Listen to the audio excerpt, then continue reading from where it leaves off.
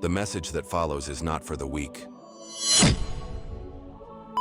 They'll never tell you this, but lust is not just about the body. It's about the mind's hunger for illusion, escape, and projection. We think we're chasing someone, but often we're chasing a part of ourselves we've disowned. In this video, we'll uncover the psychological truth behind lust, why it consumes your thoughts, hijacks your self-control, and sometimes leaves you empty when the fantasy fades. This isn't just about sex, it's about desire, obsession, ego, trauma, and the unconscious forces that control what we crave. If you've ever been drawn to someone you barely knew, felt obsessed without reason, or confused lust for love, this lesson is for you. We'll dive into the shadow of attraction, the role of childhood conditioning, and how modern society feeds your cravings to keep you distracted. Most people don't fall into lust because they're weak. They fall because they're wounded. Lust is often a symptom, not a cause. A desperate urge to feel something intense enough to drown out what we've been avoiding. That moment when your heart races, your breath shortens, and your mind spins. It feels alive. But underneath that electricity is often a deeper emptiness, a loneliness that's been aching for attention. Lust offers a shortcut to connection, but only in appearance. It mimics intimacy while bypassing vulnerability, and that's where people get lost, in the illusion that being desired means being seen. In reality, lust rarely sees you, it projects onto you. We seek people who awaken old emotional patterns, the unattainable parent, the thrilling stranger, the one who makes us feel both pain and pleasure at once. It's not random, it's scripted in our nervous system. What we call chemistry is often just trauma recognition. You don't crave them because they're right for you. You crave them because they trigger the emotional puzzle you've never solved. Lust begins in the brain, not in the body. When we feel intense sexual desire, the amygdala lights up, flooding the system with dopamine, norepinephrine, and oxytocin. It's not just about attraction, it's about survival. The brain perceives lust as a reward loop, much like addiction. And just like any addictive substance, the more we chase the high, the more we reinforce the void beneath it. Neuroscientist Helen Fisher's research has shown that the neural circuits activated by romantic and sexual attraction are the same ones involved in drug addiction. That's why lust doesn't just excite you, it consumes you. But beneath the chemicals lies psychology. Carl Jung believed that lust is not just instinct, it's a mirror of the unconscious. When we feel compulsive desire, it often reflects an unintegrated part of our psyche, our shadow.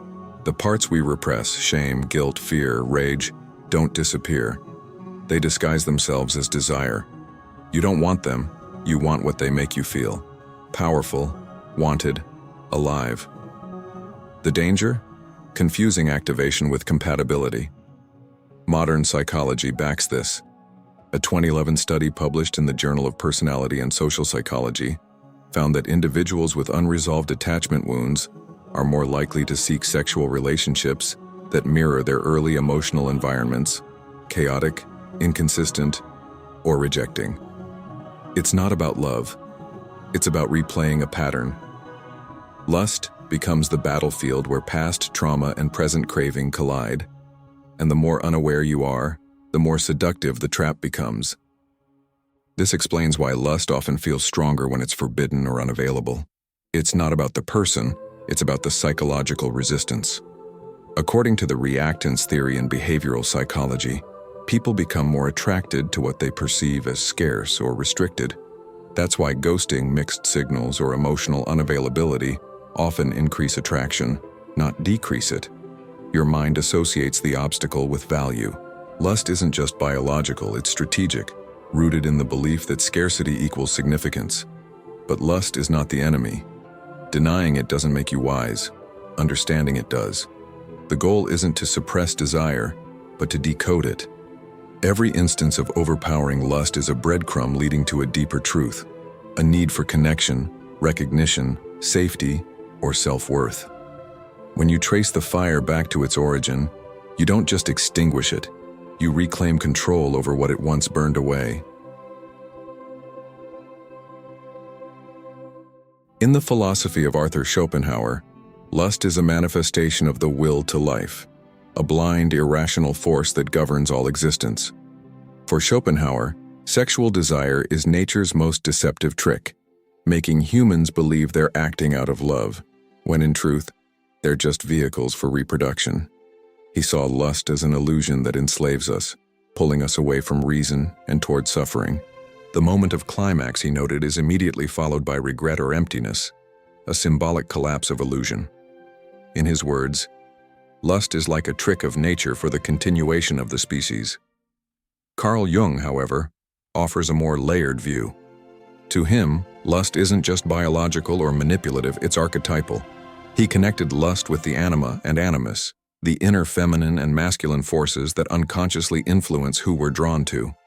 When someone evokes intense desire in us, Jung believed we're often not seeing them but projecting onto them an idealized image from our own psyche. This projection feels electric, almost divine, because it's not about the other person. It's about you, trying to find your missing pieces through someone else. From the psychological lens, lust can also be a symptom of unmet emotional needs. According to Dr. Brené Brown's research, people with high levels of shame and disconnection are more prone to compulsive desire.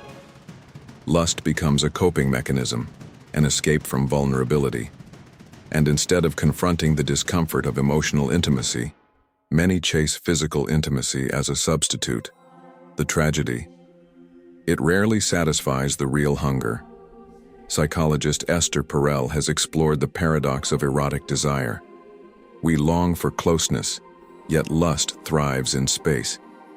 Her studies show that desire doesn't flourish in routine or constant availability. It requires mystery, distance, and the unknown. This aligns with Jung's view that individuation, the process of becoming whole, requires moments of separation, silence, and self-confrontation. Lust, when not understood, leads to dependency, but when integrated, it can fuel personal transformation. Finally, Viktor Frankl, a Holocaust survivor and psychiatrist, warned against confusing pleasure with meaning. In his view, the modern world suffers not from lack of pleasure, but from lack of purpose. Lust, when chased as an end in itself, leads to what he called existential vacuum, a spiritual emptiness that no physical act can fill. But when we use desire as a mirror, a question, a compass, we begin to find direction beyond instinct. We find meaning. Why do we chase people who clearly don't want us? Why does unavailability spark obsession while love that's freely offered often fades into indifference? It's not just emotional masochism, it's a pattern wired deep into our psychological code. Studies from Dr. Helen Fisher show that romantic rejection activates the same brain regions as physical pain and addiction withdrawal. In other words, the more we're denied, the more our brain clings. Lust is not a choice. It's a neurological reaction to scarcity and uncertainty. But what happens when the person you lust after disappears? Not just physically, but psychologically, when they no longer need you, respond to you, or acknowledge you. That's when desire mutates into something darker. Obsessive thoughts, imagined conversations, compulsive scrolling. It's no longer about them. It's about reclaiming a piece of your identity that you subconsciously outsourced. Lust morphs into ego survival, and you start confusing loss with love. Here's the deeper twist. Lust often disguises itself as love, but it has a completely different timeline. Love grows in presence. Lust thrives in absence. Love seeks to understand. Lust fears exposure. When you feel haunted by someone, it's rarely because of who they are, but because of what part of yourself they stirred awake and then vanished with. The part you haven't yet claimed. The part still living in shadow. This is where Jung's concept of the shadow returns. The people we lust after are often mirrors of our repressed desires, power, wildness, creativity, validation. We don't want them. We want to become who we are in their presence. And the more forbidden or unattainable they are, the more powerful the projection becomes. That's why the people who reject us often linger longer in our minds than those who accepted us with ease. And what if the object of your lust isn't a person at all? What if it's an idea of status, of control, of being seen, wanted, consumed? What if lust is society's most seductive bait, keeping you trapped in a cycle of endless wanting? Not because you need, but because your value is tied to being desired? This question changes everything. Because once you realize that your worth was never meant to be proven in someone else's gaze, you finally start looking in the mirror with clarity. Unchecked lust doesn't just cloud judgment, it restructures identity. When your sense of value becomes tethered to being desired, every rejection feels like erasure. Your moods swing not with your internal compass, but with the presence or absence of attention. This is what psychologists call contingent self-worth, a fragile ego architecture where external validation becomes the only proof of internal value. And the more you crave it, the more power you give away. A 2012 study published in the Journal of Personality found that people with high levels of narcissistic traits often confuse lust with empowerment. They believe being lusted after equals dominance, but what they actually experience is dependency masked as control. Their confidence collapses the moment attention fades. Lust becomes their leash, and in that leash, they lose the very freedom they believed it brought. This psychological spiral often leads to what's known as ego fragmentation, where your identity splits between who you are and who you think you must be to remain desirable. You start performing instead of living, smiling instead of connecting, seducing instead of bonding.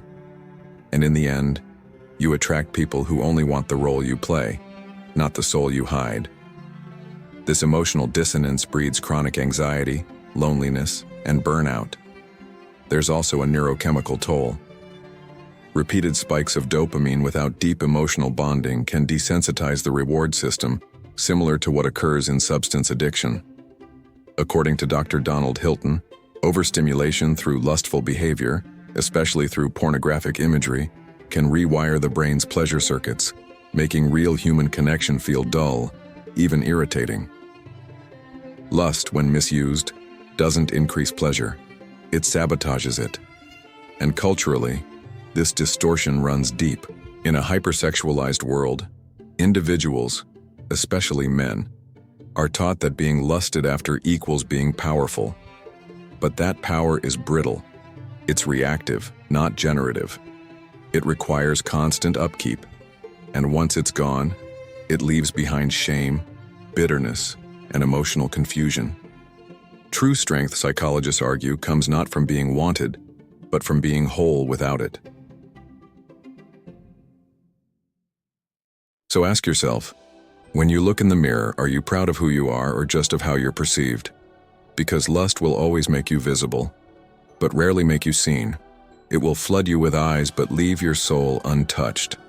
And when the spotlight fades, what remains is not who you seduced, but who you became to feel wanted. Real intimacy begins the moment you stop performing. When you're no longer chasing arousal but authenticity. When your presence isn't bait, but sanctuary. The human psyche was never designed to be consumed, it was designed to be known. Lust devours. Love recognizes. And only in that recognition do we find peace.